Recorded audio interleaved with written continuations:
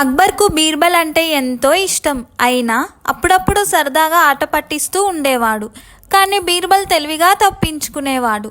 అక్బర్ చాలాసార్లు బీర్బల్ను ఓడించాలని చూసినా అది సాధ్యం కాలేదు. ఈసారి ఎలా అయినా బీర్బల్పై పైచేయి సాధించాలని అక్బర్ అనుకున్నాడు. ఓ రోజు సభ ప్రారంభం కాగానే అక్బర్ బీర్బల్ను పిలిచాడు.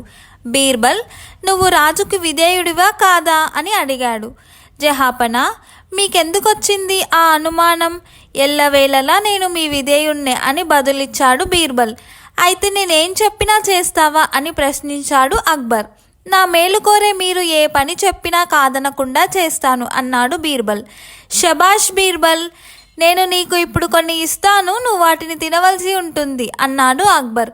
ఓ తప్పకుండా అని వినయంగా బదులిచ్చాడు బీర్బల్. నువ్వంటే నాకు చాలా ఇష్టం కాబట్టి నీకు మరో అవకాశం ఇస్తున్నాను. బాగా ఆలోచించుకో. చేస్తాను అని చెప్పి చేయకపోతే నాకు ఇష్టం ఉండదు, చాలా కోపం వస్తుంది. అలా చేస్తే శిక్షిస్తాను అని నీకు తెలుసు కదా. ఇప్పటికైనా నువ్వు నీ మాట వెనక్కి తీసుకోవచ్చు, ఏ శిక్ష ఉండదు. అలా కాదని నేను ఇచ్చిన వాటిని తినలేకపోతే మాత్రం దండన తప్పదు అన్నాడు దర్పంగా అక్బర్. ఖచ్చితంగా తింటాను ప్రభు అన్నాడు ధైర్యంగా బీర్బల్. ఎవరక్కడ అని అక్బర్ చప్పట్లు చరిచాడు. భటుడు చేతిలో పళ్ళెం తీసుకొని వచ్చాడు. దాని మీద ఉన్న వస్త్రాన్ని తొలగిస్తే దగదగలాడుతూ వజ్రాలు, మిలమిలా మెరిసే ముత్యాలు ఉన్నాయి. అక్కడున్న వాళ్ళు అంతటితో బీర్బల్ ఆట కట్టిందని ఆనందపడ్డారు.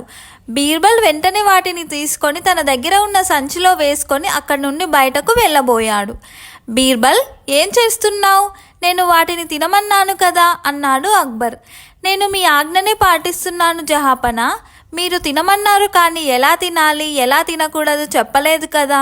అందుకే వీటిని అమ్మేసి వచ్చిన డబ్బులతో హాయిగా జీవితాంతం తింటా అన్నాడు.